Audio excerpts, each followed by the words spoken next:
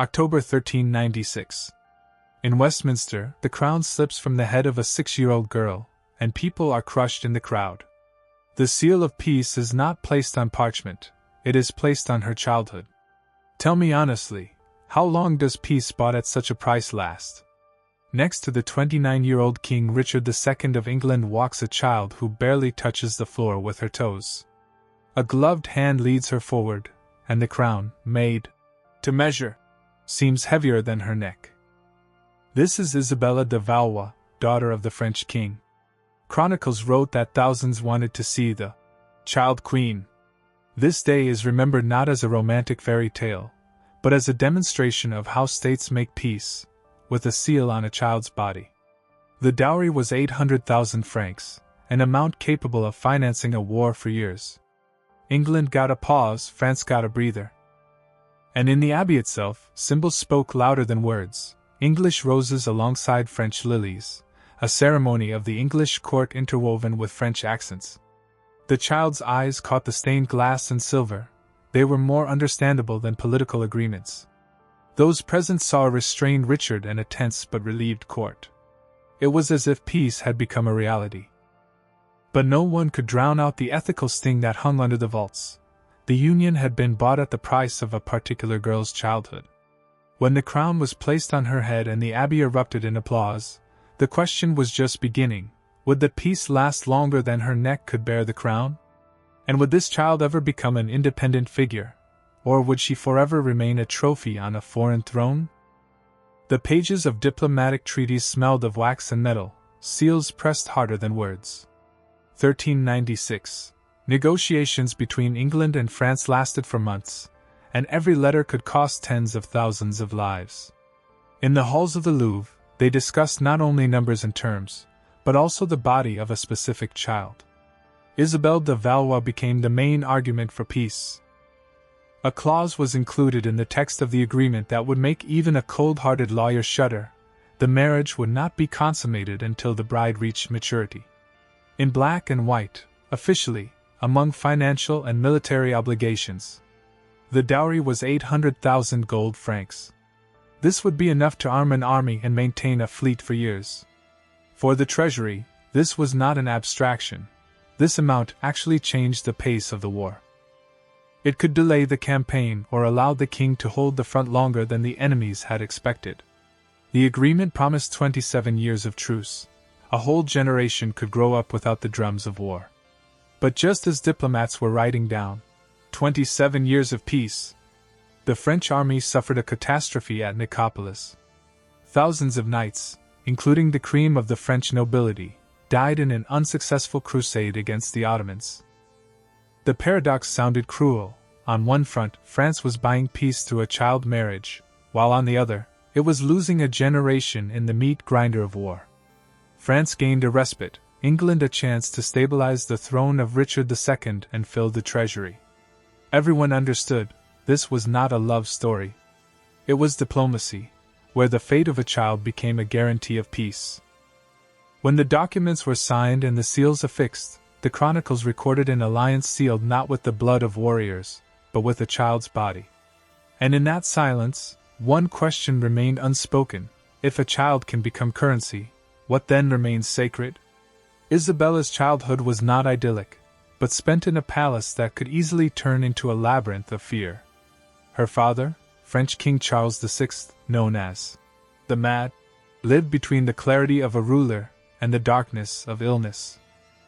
All the maids remembered his attacks. Sometimes the king would stand motionless for hours because he believed he was made of glass and the slightest touch would shatter his body into pieces. This condition was called glass mania, a painful delusion that spread throughout late medieval Europe. Charles forbade even his children from touching him. Doctors advised padding his clothes with cotton wool so that he would not break. Absurd, but a very real practice of the time. On other days he could refuse to wash for months, see conspiracies in his own courtyard, and forget the names of his closest relatives. Then the children were taken to other rooms so that they would not hear their father's screams. Just a few years earlier, in 1393, Paris had witnessed another terrible spectacle. During the masquerade, Ball of the burning people. King Charles and several courtiers dressed in costumes made of tarred cloth. When a torch accidentally touched the fabric, 4 of them burned alive right before the eyes of the Queen and the court. Charles himself was saved only by a miracle. This scene remained etched in Isabella's memory for years, her father, who thought he was made of glass, dancing among the flames. After that tragedy, Paris began to severely restrict the use of torches in enclosed spaces. But the fear of fire lived on for a long time, haunting both the king and the court. For Isabella, it was a double lesson, gold and marble alongside silence and horror. She learned to freeze when the air in the rooms thickened with anxiety, and she understood that power could be as fragile as the glass her father believed in. Where other children played, Isabella learned the most important thing: to survive alongside instability. And every new day reminded her that even the royal throne was not built on steel, but on a fragile illusion that could crumble at any moment. October 31st, 1396. The city of Calais, English territory on French soil. A ceremony took place here that was supposed to be a symbol of peace, but looked more like a diplomatic spectacle. The girl is only 7 years old. She walks in a heavy gold-woven dress, weighed down with pearls so much that she cannot walk without servants. Her new husband, 29-year-old Richard II, kneels to at least somewhat match her height. From the outside, it looked like a gesture of protection, but everyone understood that it was a strange balance, an adult monarch and a child bride. Doesn't this balance seem strange to you? An adult king kneeling before a 7-year-old girl, and this is presented as a union between 2 states? Diplomats took care of even the smallest symbols. Miniature portraits traveled by sea long before the meeting as a sign of betrothal. Now these images came to life, and no witness could look away. A few months later, on January 8, 1397, Isabella was crowned at Westminster Abbey. Thousands of people gathered in London, and the city came out to see the little queen. For the capital, she became a public trophy, a living symbol of the agreement with France. The barons counted coins, the ambassadors counted years. And the question remained open: what would be more expensive for England, the promised 27 years of peace or the burden of an alliance concluded on foreign soil and placed on a child's head? Children's voices rang out in Westminster, as in any court in Europe. The royal apartments were filled with the children of nobles, who were sent to be educated alongside the monarch. Among them was Isabella, a French princess who had to learn the rules of a foreign stage. Chronicles mention her friend Margaret Holland, only slightly older, but already more mature. Together, they practiced bowing and smiling, because even children's gestures were part of political discipline here. The most difficult test was language. French words were punished, forcing them to speak English even when their tongues were still tangled. It was not just learning, but a slow rewriting of identity. But when the political storms swept away Richard II, the children's voices fell silent. In 1399, Isabella was no longer carried in triumphal processions. She was transported under guard, not to a ceremonial court, but in a locked carriage, under the gaze of soldiers with torches. At first, she was settled in the bishop's palace in Sonning, and later in Havering-ap-Bower. The apartments were decent, but under close supervision. The windows overlooked the gardens, and there were guards at the door. It was not a home, nor was it quite a dungeon. Rather, it was a golden cage that served as a reminder: you are not the mistress, you are a hostage. English chroniclers wrote that King Richard II abdicated voluntarily. In the letters, it looked like humility before the will of the people. But between the lines, another story could be read: pressure, coercion, hopelessness. For Isabella, this moment was the collapse of her entire familiar world. At the age of 9, she became the widow of a living man. For Richard was not only deprived of his throne, he was symbolically erased. His supporters turned away, his titles disappeared, and his path into the depths of the walls ended in death at Pontefract Castle. Rumors spread. Some said he was starved to death, others that he was killed on the orders of Henry IV. But the truth no longer mattered. For Isabella, Only one fact remained: the man who was more of a guardian than a husband to her was gone forever. She remained in her chambers without protection. Her world shrank to a few rooms and signatures on other people's letters. History showed its cynicism. The Union, created for the sake of 27 years of peace, fell apart faster than a child's memory lasted.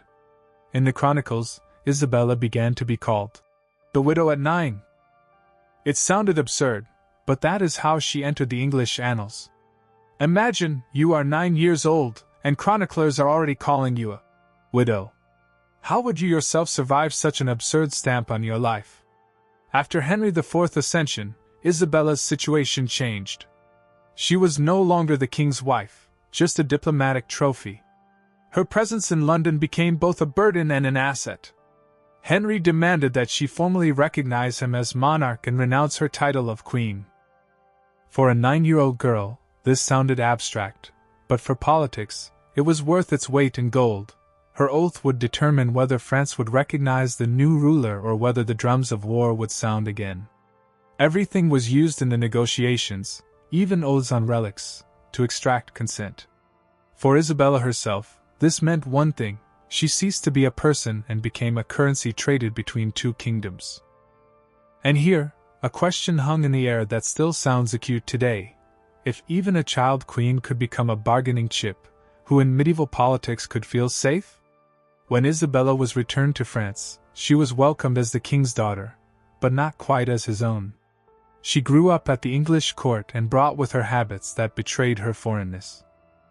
Chronicles noted that her French had an English accent, her clothes were tailored in the English fashion, and even her manners were more reminiscent of London than Paris. What was supposed to make her a bridge between cultures now aroused suspicion. Was she a spy? Was she too English for the daughter of France? At court meetings, people even whispered, "What if she's too English?" And it wasn't just about language, but about trusting her every move. Imagine, you return home after years of exile, and your native language sounds foreign to your ears. How can you prove that you are one of them when your every gesture reminds them of another court? Her relatives surrounded her, her advisors whispered, but the mistrust did not disappear. For Isabella, the paradox was obvious. The princess from the Louvre, the Queen of England, now had to prove in Paris that she was not a stranger. At the beginning of the 15th century, Isabella was no longer seen in France as just a child hostage of peace. Now she was the widow of the English king, the daughter of the House of Valois, and a symbol of experience that could be used in politics. The crown's advisors weighed who to give her hand to. The choice fell on Charles of Orleans, young, cultured, and ambitious. This union was no longer presented as a contract with a child, but as an equal marriage between two branches of royal blood. The wedding was a high-profile event. Paris was decorated with the coats of arms of Valois and Orleans, and poetry and music filled the halls. Charles was famous for his love of books and poetry. Artists and scholars gathered at his court. Think about it. The girl who was paraded around London as a trophy of peace was now becoming a partner in the cultural center of France. From hostage to participant in intellectual life. For Isabella, this was a turning point. She was no longer just being paraded around in processions. People were starting to listen to her. And now the question was different. Could she turn her experience as a hostage into her own strength? In her new marriage to Charles of Orleans, Isabella had a chance at something resembling a normal life: books, poets, salons, children. But even in this world, her body remained a battlefield, now not of diplomacy, but of nature. Childbirth in the Middle Ages was a test of survival. Fever and complications mowed down women regardless of their titles. Doctors advised bloodletting, applied poultices, prayed, but more often than not, they exhausted rather than saved. Honestly, would you do it again, knowing the survival statistics? Each new pregnancy could be a death sentence, but women were still expected to produce heirs. Isabella knew this fear. She made vows of restraint, weighed the risks, and tried to maintain a balance between motherhood and survival. But for the court, her body was still a tool, now for the continuation of the dynasty. So she found herself trapped again, Even her royal body never belonged to her completely. September 13, 1409. Isabella of Valois, former child queen of England and now wife of Charles of Orleans, died at the age of 20. Her body was weakened by childbirth and illness, and her soul left the world in prayer. The funeral was a spectacle worthy of the daughter of the King of France. Her body was embalmed, and her heart was carried separately, an ancient tradition symbolizing the division between duty and love. Imagine the procession, the coffin, the banners, and suddenly, a small box with her heart. A heart that lived not only for the dynasty, but also for itself. Is this not the most eloquent symbol of her life? Envoys from all over Europe walked the streets of Paris. For chroniclers, it was an opportunity to sum up. Isabella survived her father's madness, became a hostage to peace between two warring states, endured life in a golden cage, and died, leaving behind the image of a little girl with a crown who bore the weight of history. Her life was short, but her legacy was long. She reminded us that alliances can be sealed with gold, seals, and blood, but the strongest ones are always sealed with human destiny. The story of Isabella de Valois is not a romantic legend about kings and queens. It is the story of a child who was made an instrument of politics, and at the same time, a person who managed to preserve her dignity where others saw only currency. Her marriage to Richard II was a contract, not a fairy tale. Her childhood in France was a school of survival alongside the Glass King. Her years in England were not the upbringing of a future queen, but the life of a hostage in a golden cage. Even her second marriage, albeit an equal one, did not free her from the fact that the female body in medieval politics always remained a battlefield. Think about it, she lived only 20 years. But she left Europe with the image of a little girl with a crown, who carried the burden of peace between two warring states. Her story raises questions for us too. How is power measured? By golden armies? Or perhaps by the ability of a single child to bear the weight of a crown heavier than her own head? And have we really become better, if even today children often remain hostages to the decisions of others? By the way, we have a separate historical story about Charles VI, the Glass King, with all its dramatic episodes. If you are interested in more details, watch it after this video.